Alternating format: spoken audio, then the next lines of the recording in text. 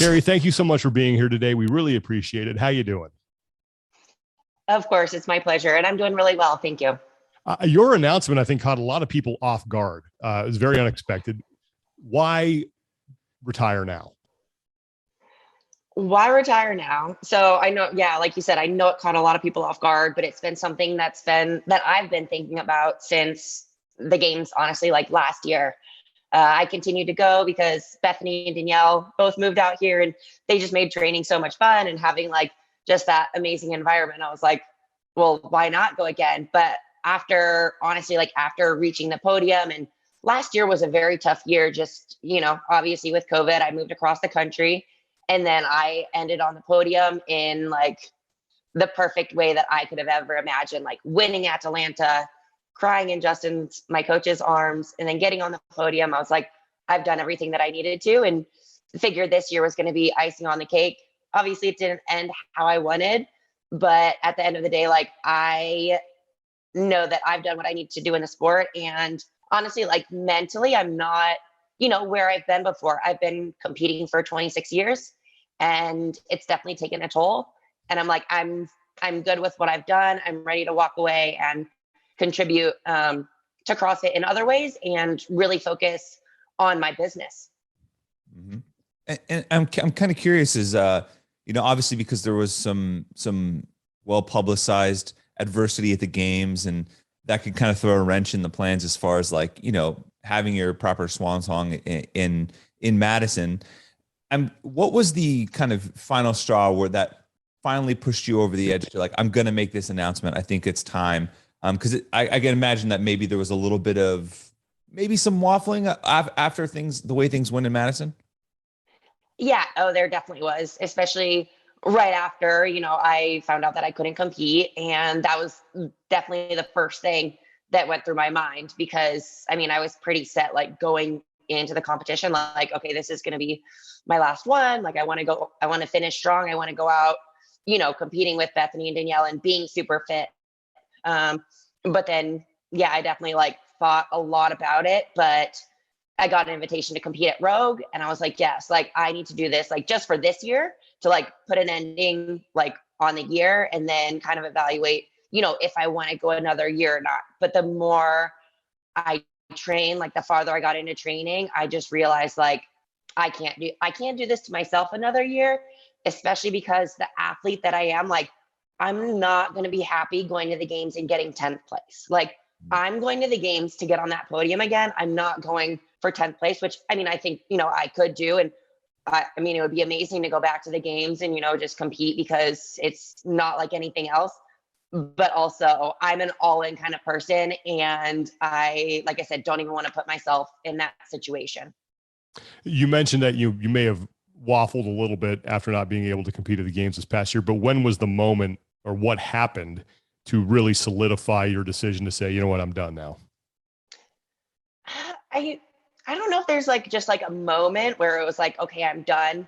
I started like, I took a decent amount of time off after the games, as every athlete does, because, your body, your mind, everything needs it. And then I just started to get back into training, and I just realized like, there wasn't like still quite that fire, like, but I like being the competitor that I am, I worked so hard last year and I need to showcase that. And so I'm really excited that I get to compete at Rogue and show it off. But it was kind of just like, the more I thought about it, the more I got into training and just like, the hours and hours. And I kind of had my mind set up like going to the games. And I think it's hard to like, once you kind of have your mind set up that way, I think it's hard to like change it, even though like in the back of my mind, I'm like, I don't want to go out like this. But also my last moment, like competing at the games, is being on the podium. So it was like, I think for me, just trying to convince myself this is the right decision, even if, it didn't end up this year the way I wanted. I know what I have different goals for my future now. And it just like took a couple of weeks for that to like settle in, but I don't know. Yeah, there wasn't like a distinct moment, but kind of just all of that. Yeah. Why the decision to compete at Rogue, and why was Rogue the right competition for you to have your kind of farewell type event? I think there's a couple reasons Rogue is a good farewell event. first of all, it was the first competition after the games. So like I said, I mean, I took a decent amount of time off, but then getting back into it and getting into the groove of training, like I feel good. I feel fit. Like Justin was like, I was like, okay, so what do you think about competing at Rogue? And he's like, I think we can get you pretty close to like where you back to where you were, like, you know, competing at the games, because, you know, we have a couple months. So he's like, I think that would be a good competition. And like I said, all the hard work last year, like I don't want it to go unnoticed. Obviously competing at West Coast with Danielle and Bethany was amazing. We went 1, 2, 3, which we couldn't have asked for any better. Mm-hmm. And then also like Rogue is just such a showcase event and all the top athletes are going to be there. Like, it's just going to be a lot of fun to see everybody again, like everybody who I've, you know, made friendships with over the last 7 years, kind of like get to see them all there, which I mean, I was like, maybe Wadapalooza, but that's obviously farther out. And I don't know if, you know, like, I don't know what athletes are going to be there, where I know like all the top athletes are going to be at Rogue. And I've done the competition once before and it was so much fun. So that's why I decided on Rogue. Now that you're not competing anymore, at least after Rogue, what will your future look like with Underdogs Athletics? Any plans to coach or to stay on there as a consultant? So I've talked to Justin about that like a little recently. We definitely want to like figure out a little bit more of what that is going to look like, because obviously, like, I think I just talked to him like a little over a week ago to finalize the decision of not competing. He kind of expected it. But still I was like, okay, this is it. Like, you know, just having that talk where it's like, this is it. And I do still want to be involved in Underdogs. And I think like something I have to offer to Underdogs and to other athletes is just talking about mindset, because I feel like that's a reason that I've been very successful, is just my mental tenacity. It came from gymnastics and then being able to bring that over to CrossFit. I feel like there's a reason that I've been successful, because like Justin will be one of the first to say like I'm not anywhere close to like the most gifted athlete he's ever had, but I'm a very hard worker and I have grit. And I just see like things other athletes can improve upon. Like, you know, they say things in training and what they want to do like doesn't always match their actions to their words. And I want to be that person that's like, okay, like if you want to be the best you can be, like it's going to take X, Y, and Z, because I've been there. I know what it takes. So I want to work with Justin in that capacity. We haven't talked, you know, exactly how that's going to look, but I think after Rogue, like a month or so after, then we'll sit down and have that conversation. Mm-hmm. And, you know, we've talked about Justin a little bit. We had him on the show not long ago. Can you speak a little bit to his role in your career as an athlete and the support system that he's been able to provide? And also why is it important for you to be able to continue that relationship, you know, whether it's working with Underdogs or in any other shape or form? So I started working with Justin in 2018 after the games, because I told him I wanted to be on the podium. And we sat down, we talked for like 3 or 4 hours just about me as an athlete. Like, he had followed my journey. Like, I met him right when I started CrossFit. I had another coach at the time, but I wanted to get on the podium. And I'm like, if I'm going to do it, like, this is the guy. And luckily, like, we were both in New York, so I was able to train directly with him, directly under him. And over the past couple of years, he's become like family. Him and his family are my family. I moved across the country with them to continue working with him. He's been able to grow Underdogs Athletics, which is so cool to see, because he deserves it. And he was like waiting out on it and finally did it. So I'm really happy for him and just all the amazing athletes he has now. And I feel like he's been able to give me so much.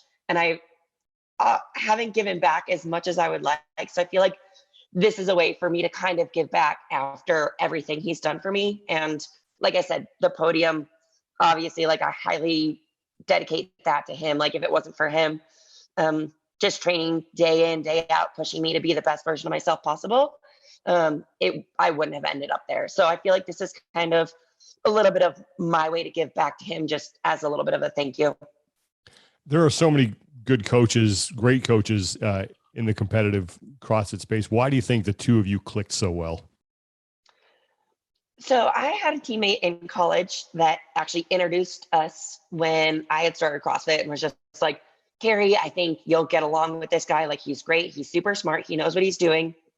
And we both lived in New York. So I met up with him and picked his brain a little bit. Like I said, I had another coach at the time, but I had been thinking about him like in the back of my mind for a while. And just Justin, the way he is, anybody that knows him knows he has like the biggest heart. And to that, like for me, that makes the biggest difference because obviously I'm an athlete and, that's how we met. But I'm so successful because he cares about me more as an athlete. He cares about what's going on in my family life, what's going on with my business, what's going on, like even just with my body, with any other relationships I have, anything. So it's like he encompasses you as a full person and not just an athlete. Like, okay, we're at the gym together. This is my time with you. You're out. Like even Sundays, like, how are you feeling kind of thing. I think it's a lot more than a coach athlete relationship. And he just cares so deeply, which is the reason, I chose him. And I believe the reason we've been so successful together.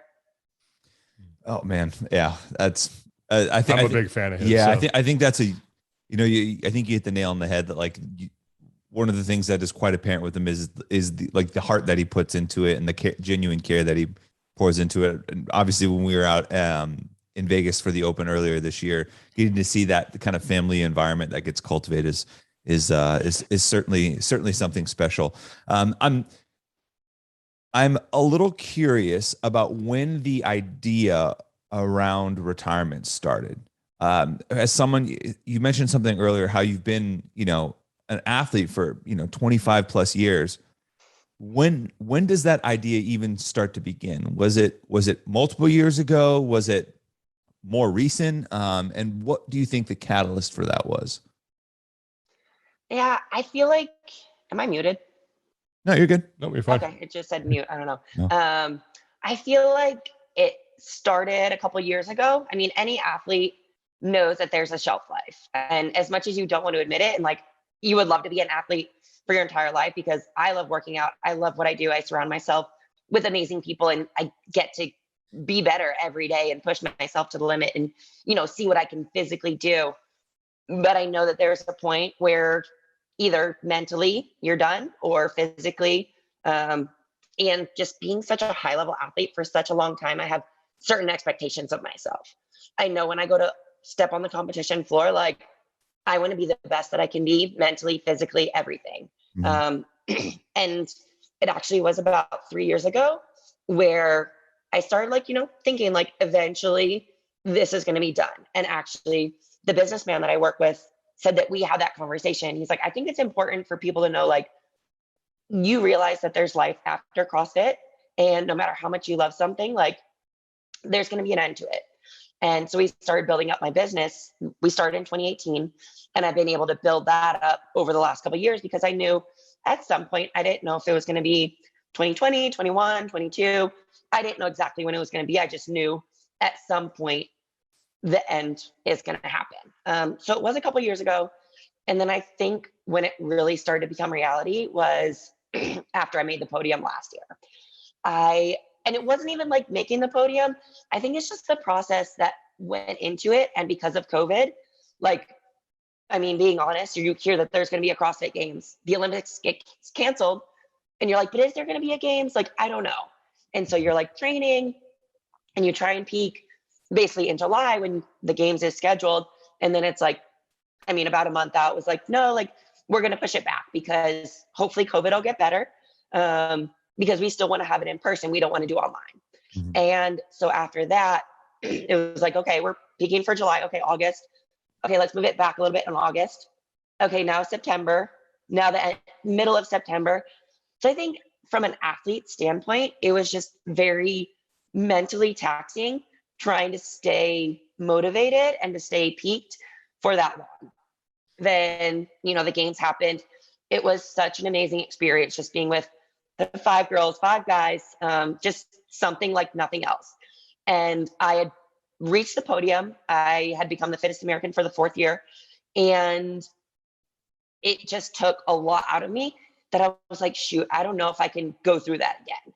And so that is when I had a talk with Justin, like, I don't know what this year is going to look like. And he's like, well, are you having fun? And I was like, yeah, of course. Like, I'm still having fun. So he's like, okay, let's continue to train. If you ever stop having fun, that's when you should stop. And sorry, I'm like, You're fine.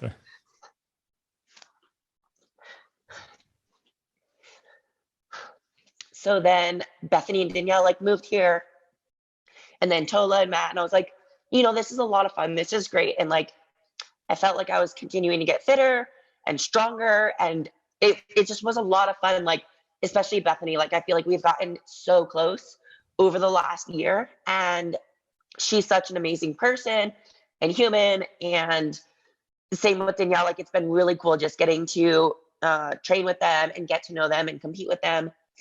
But it was like kind of at West Coast, I don't know, like, it was amazing and it was so much fun, but I feel like I just didn't have the same drive that I've had before. And that's, when it started to become a little bit more real, and then training for the games, I was like, didn't have quite that same drive. I still felt super fit, but I was just incredibly honored to like surround myself with Bethany and Danielle and get to train, to the games with them. But as I was training, like, it still was a struggle. And physically, like I said, I feel fit. I feel great. Like, I am very, very healthy. But I feel like when your mindset goes, that's when you need to call it. So training for the games, I was like, okay, like this, there's an end point. This is going to be like the final competition kind of thing. And I, kind of had my mindset on that. So a long-winded story, but that kind of answers your question of when it started. Yeah. A lot of athletes wait until, you mentioned your mindset and that going, but a lot of athletes wait until that is actually manifested on the competition floor, where they don't start to perform as well as they expect. And they don't maybe hang on a little bit too long. Why is it, from your standpoint, do you think, I don't want to say easier, but maybe more appropriate to retire at kind of the top of your game? Yeah. And that's, you see it in every sport, and sometimes you just don't know when it's coming. Like, I feel like it's kind of like an onset, and especially something like CrossFit, where it takes so much out of you, like physically, but also mentally. I don't think you realize like how mentally taxing it can be. And I feel like that's something that is often overlooked, because everybody's like physically, but you don't think about like the mental grind day in, day out that training takes, and not even competing. So I feel like for some athletes, like, you don't realize that it's coming, and it kind of just comes. And some athletes just love competing. I love competing. And, it was a very hard decision being like, okay, I'm done. Like, because you always have that question in your mind, like, what if I went another year? Would I be able to make it on the podium again? Like, maybe. What if? Like, I feel like that's always in the back of your mind. But for me, I love training. I love what I do, and I don't ever want that to change. And I can kind of feel it. So I know it's important to step away right now so that I can continue to love working out and continuing to love to be fit and sharing that passion with other people. Mm-hmm. I think that's interesting, because I don't know about other sports per se, but it seems like CrossFit, because there's so many little facets where you can continue to prove and find a little bit of improvement, that sometimes that's almost just enough of a carrot to maybe want to keep you to hold on a little bit longer. Does that resonate with you at all? Do you feel like that's almost kind of the gift and the curse of this sport at times, is like, there's always ways to improve, and you can find it if you really look hard enough. And sometimes that makes it hard to really grasp that. Yeah, it definitely does. And actually, like, saw Matt Fraser was like, oh, I PR'd my deadlift, like something that I hadn't been able to do like when I was competing in CrossFit. So it's like, even though he's not still competing, he's still trying to PR his lifts or just get better in different ways. And I think that's definitely something that drew me to CrossFit, is just, that there is so many things to work on, which is what makes it so fun. And you can always get better. You can always improve. But also, like, with that, like, there's always something to get better, but you also have to keep like those strengths strong, or like, what you've worked for. Is like, for me with weightlifting, it's like, it's a constant battle, like staying strong, because my legs, for whatever reason, just no matter how much we squat, they're like a roller coaster. I feel you on that. Yeah. Like, my upper body, like, I don't need a strict press for a couple months and it'll stay. I don't squat for a month and it goes down 50 pounds. I don't know. But yeah, I mean, that's definitely been something in the back of my mind too, which, is hard to be like, okay, I'm done when there are so many ways you can possibly get better.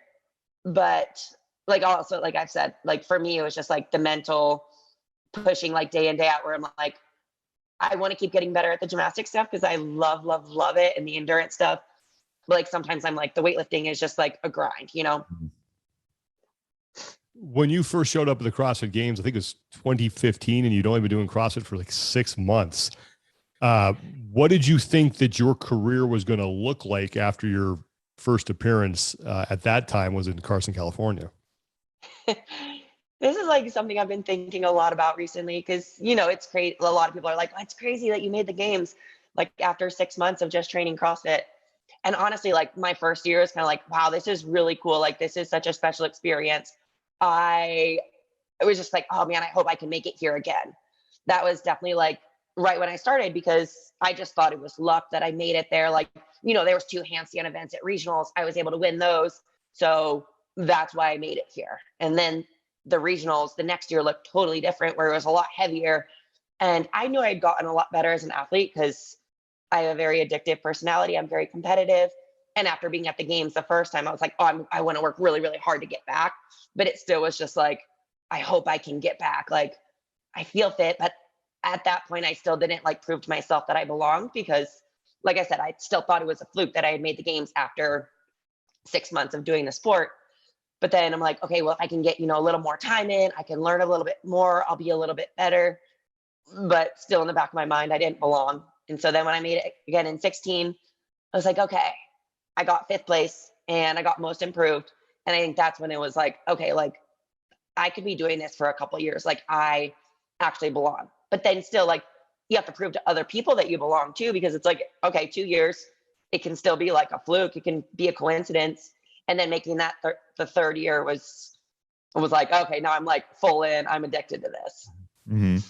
It's interesting that you would say that because you still had some phenomenal performances your rookie year. And then you come back in 2016 and one of the events that everybody had circled once it was announced again was Murph that year. And you crushed it. You win it. It's your first event win, I believe, at the games. What was that experience like as someone who now has expressed some doubt about whether I belong to come in and win probably one of the most infamous events in CrossFit Games history? Yeah. Well, when we did it in 2015. And that was the first time I had ever done Murph or any sort of volume like that with pull-ups and things. So, and I think I want to say it was like 5th place in 2015 on that workout. Just my gymnastic background, the push-ups were a good part of the workout for me. But still going into it in 2016, I didn't think I was going to win. Like I was like, okay, I hope I can get like 5th place again. Like that would be great. And just once they announced it, it was like, okay, like I get to retest this. I get to see what I can do. And then proving, I think, to myself and to many other people, like I said, that I actually did belong. And I remember when they did announce it though, like my coach in New York City made me run around with a sandbag. Like it was 90 degrees and hot and humid. And like I was running around. So I did like a little preparation for Murph that year. Whereas like I said, the year before, like it was the first time doing it. So I think just being more prepped physically and mentally went a long, long way. And that was kind of like, okay, yeah, I just won like the hero workouts of hero workouts. Like I belong here. Mm-hmm. And you improved by 6 minutes too. And I'm actually funny enough, I'm writing a little piece about that little blurb, and you brought Murph back home for the Americans. So it was a big deal to have you and Josh both, bring the American hero workout back in stateside as far as the win was concerned. You mentioned, the switch kind of flipping as far as understanding that you belong there, knowing you belong there. When did you know that you could wind up on the podium one day? I honestly don't think it was until 2018, because in 16, like I finished 5th and I was like, okay, that was great. But still, it was my second year. And I'm like, well, there was some good, like I won Murph. I won the separator, which was ring handstand push-ups. I did really well in a pegboard workout.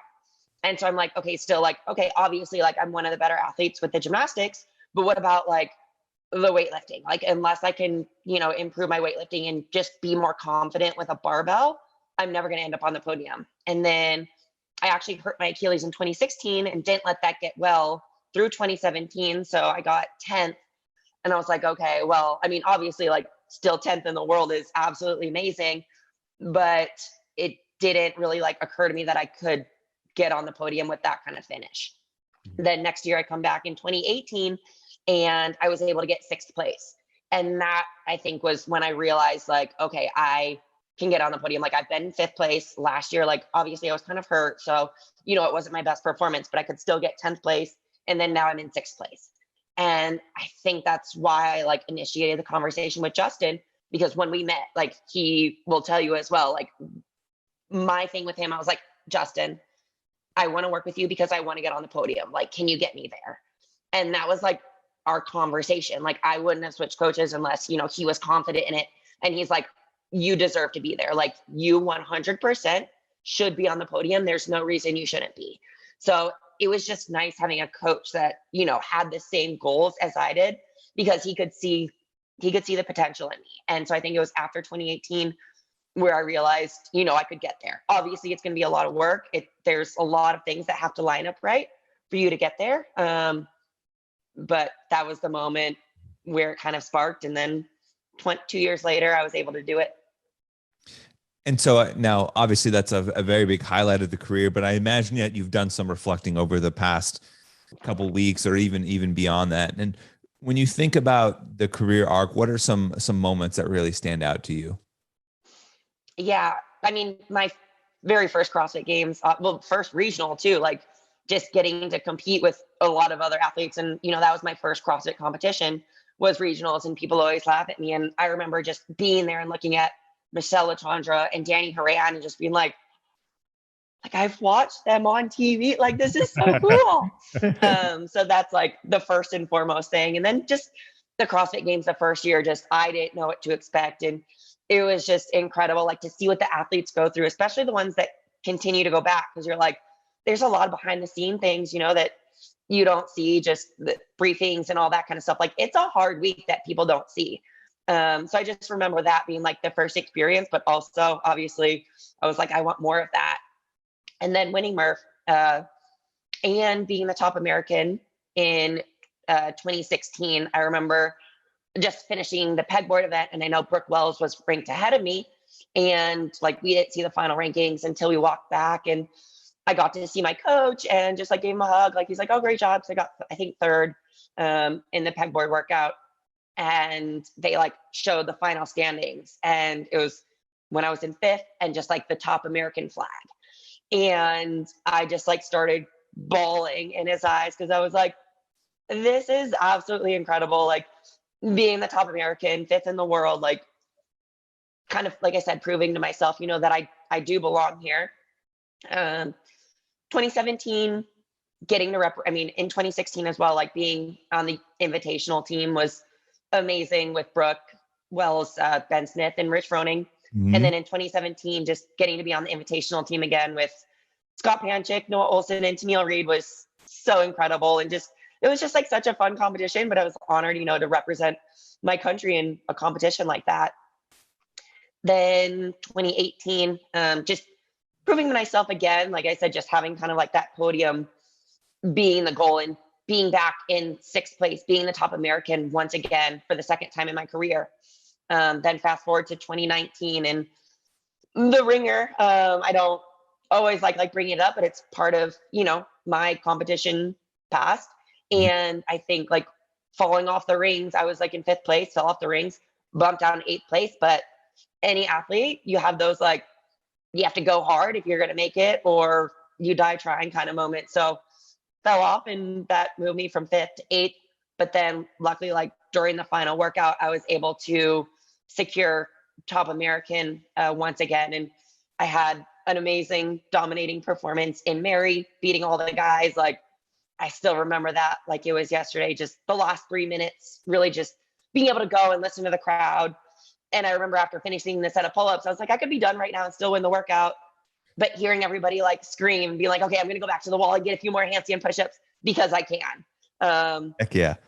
Yeah. And just being in front of the crowd, like things like that are just amazing. And I got to wear the leader jersey for the ruck run in 2019 as well. So I'm like, oh yeah, like that was so cool. And then fast forward to 2020, the best year. Just like I said, a crazy year, but doing stage 1 with Bethany and with Danielle. And I watched the video yesterday of when I realized like that I had made stage 2, because love Justin to death, but he was like, you got 6th, Kara beat you. That's it. You're in 6th. You're in 6th. And like, you can hear Sean's voice, like in the video being like, who is it going to be? Is it going to be Saunders? Is it going to be Barnhart? Or is it going to be, and I'm getting goosebumps right now, just like talking about it. 'Cause like that video just chokes me up every time. And the song they chose was like, look, Mom, I made it. And it like the podium wouldn't have been possible without that moment and without that crew. Then going to the CrossFit Games and it just being such an intimate experience with the 5 girls, with the 5 guys, and get obviously like the end result of standing on the podium, but having Atlanta, just winning that workout, which boosted me to the podium. Like I've never had an experience like that. It was like almost like an out of body experience from 3, 2, 1, go, just running. And I was like, where is everybody at? Did I false start? Where's everybody at? I just had like this tunnel vision. Like I have to win this workout or I'm going to die trying.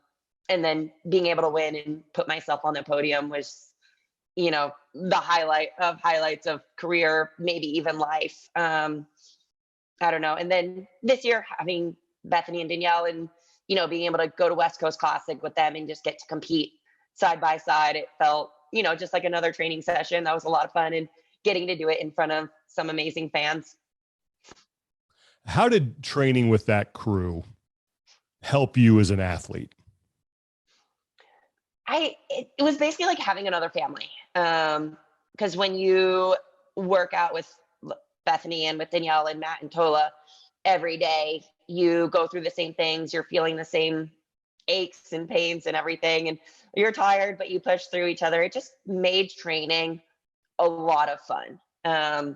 Because you all push each other in different ways. And, I would come into the gym and I'm tired. I'm having a bad day, but Bethany's having a great day and she just has this big smile on her face and she's happy to see you. And, everyone has their good, bad days. And I feel like we just brought each other up, and even workout techniques and strategies. We would do a Metcon and I'd be like, Bethany, wow, you're really fast on those burpee box jump overs. Like, what did you do? And then she'd be like, oh, well, like I stepped this way or I jumped this way. And like, oh, Danielle, like you were really good with those cleans. Like what, like, how did you cycle them? I think just being able to pick each other's brain and just push each other to be better. It was almost like, obviously we're in an individual sport, but it was like we were a team and we were like one unit, and you really like truly wanted the best for the other athletes because you saw what they did and, what they went through, where, you go to a competition and you want to beat the other girls. Obviously you want to be better than them because you're fitter, but you want to beat them, where you truly want the best for the other athletes because you're in it together every day. Mm-hmm. And so now we're less than a week away from the Rogue Invitational, just a few days away. What are some things that you're intent on accomplishing at Rogue, whether it's performance wise, whether it's mindset, whether it's experience wise? What are you hoping to get out of your final competition? I just want to soak up every second of it. I just think back to West Coast Classic and I put a little bit of pressure on myself. Obviously you always want to do well, but I'm like, I'm really just going to enjoy every workout, enjoy seeing people, enjoy the warm up, enjoy just everything and the experience of being in front of the crowd. Because I don't know, when the next time I am, if ever, is going to be, and it is something just so special.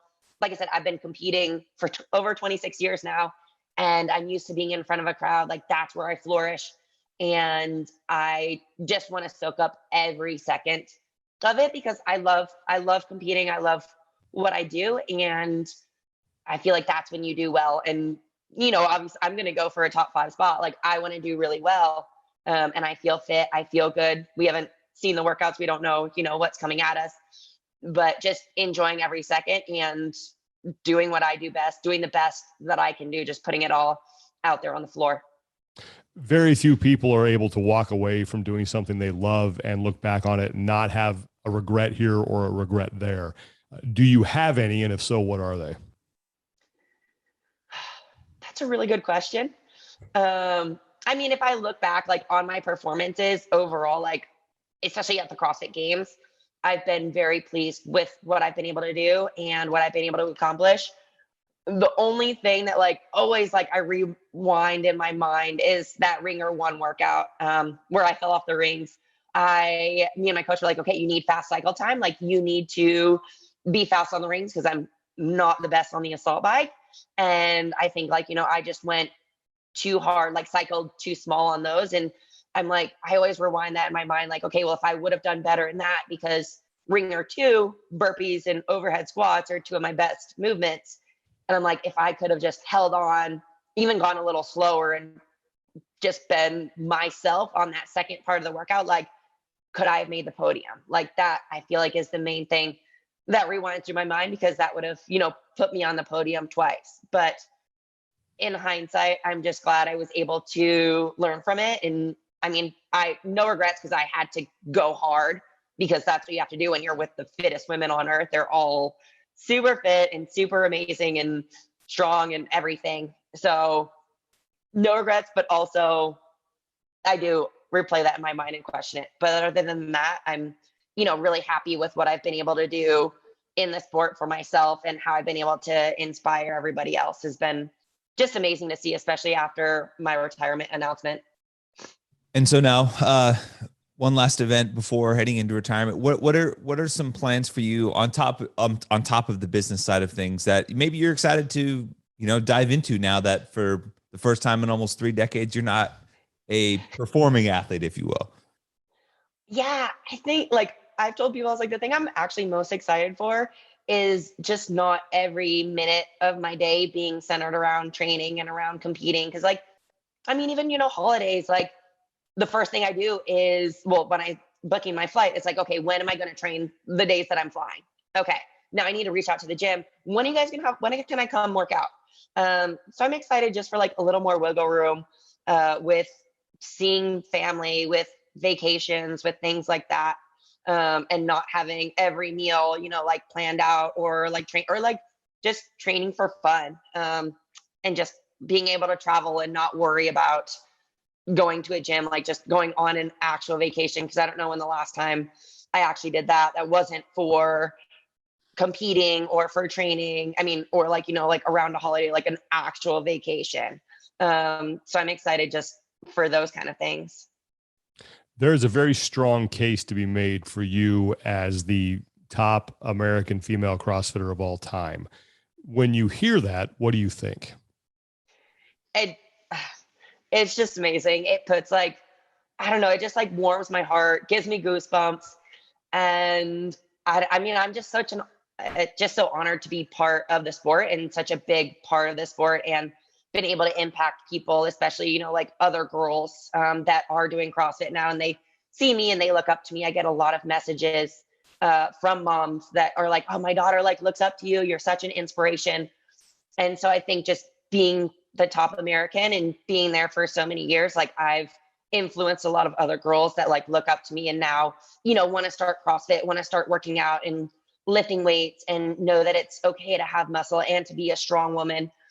Which I feel like is something different than I grew up with. Like being a gymnast was like, you want to be skinny and stuff. So I think being the top American just kind of gave me a platform and allowed a lot of other people to see me and just be able to influence other people and just make a mark for myself in the sport. As you are leaving the Underdogs crew, at least in a competitive capacity, Ricky Gerard is joining. And we talked to Justin Kotler about it. And he said that he actually did talk to you guys about the decision to bring him on. You don't have to go into everything that was said, but what was that conversation like between the two of you? And why do you think it was a good idea to let Ricky get involved with the crew? So at first I was definitely like shocked, especially because Ricky's from Australia. So I was just like, wait, Ricky Gerard, like the Australian, the one that was on the podium and then got banned. And he's like, yeah. I was like, okay. Like, and at first, I'm not going to lie, like I was a little hesitant just because, competing in this sport and like everybody looks up to me and I'm like, I don't want to be on a team with somebody, who ended up getting banned. But it's like, that was, before my time and everything. And at the end of the day, like, I think everybody deserves a second chance. Like, yes, he messed up, he made a mistake, and Justin like is going to be very on him as far as, making sure that everything like that he stays clean. And he's a phenomenal athlete. And I think like it'll be good for the crew. Just, everyone needs to be lifted up at some point. So I think it's good for him to have like this family that he can kind of rely on. Like I said, I've been super thankful for it. And I think it's only fair that he has like some sort of support system as well that's just going to, allow him to reach his maximum potential. As people look back on your career, now that you're putting an end to it, how do you want them to remember you as a competitor?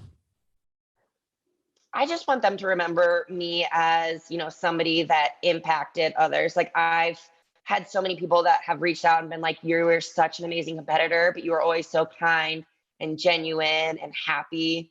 And I think that's just, there's something to be said for that, especially as, I've been very successful in the sport, but I still stay very humble and I love what I do. And I don't know, like, I think just being a good person trumps being like a phenomenal athlete. So I've been lucky that, I have been able to be such a successful athlete in the sport, but being a good person is definitely more important than that. So I hope people can just, remember that about me, that not only was she a fierce competitor, but she was also very kind, very genuine, and very humble. What are you going to miss the most, and what are you going to miss the least about it? I'm definitely going to miss being on the competition floor. Like, I feel like all the hours that you put into training, that's where you get to shine. And being a competitor at heart, like I, started competing when I was super, super young, and it's just part of who I am. I've competed every year in some sort of sport to some capacity for 26 years. And right now I don't have anything in mind for the future of competing or anything. So just being on the competition floor, hearing the fans scream your name, just cheering and showing all of that hard work in the gym that people don't see, just being able to showcase that. The thing that I'm going to miss the least is all of the endurance sessions every day, like pushing yourself to the limit, like grinding it through, like questioning if you want to still do this and quit in the middle of workouts. I'm not going to miss that every day. I'm still, going to work out hard and everything. But I think just like that daily grind of just like pushing yourself to the limit and like beating yourself down and seeing what you can do. I think I'm going to enjoy like some time away from that, or not doing it 5 days a week. And then final question, you mentioned that you get messages from people who say, that my daughter looks up to you. You're the reason I got into the sport. You're very inspirational. What is the piece of advice that you would give those young up and coming athletes as they look to, maybe replace you as the top American of all time? I tell everybody, enjoy the process. Know that it's going to be a lot of hard work to get you where you want to be, but make sure you are enjoying what you're doing. And especially like to those young girls, just do what you love. I was able to do gymnastics for many, many years. I loved it. And, it allowed me so many other opportunities afterward. And especially for the young girls, like try different things, do different things, find what makes you happy. And then just love what you do, enjoy what you do. And if you do find what you do, commit to it, and commit to it with all of your heart, because that's what's going to make you successful. Kari, thank you so much for taking the time to do this. Congratulations on your impending retirement. And we are definitely looking forward to watching you compete one last time at the Rogue Invitational. Best of luck. Thank you so much, guys. That was a lot of fun.